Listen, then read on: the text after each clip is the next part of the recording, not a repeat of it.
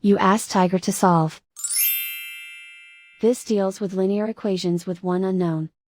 The final result is a equals -5/4. Let's solve it step by step.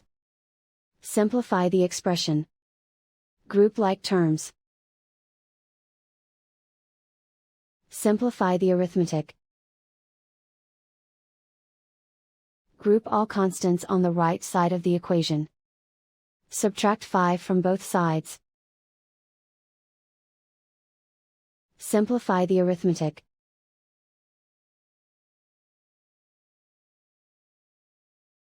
Isolate the a.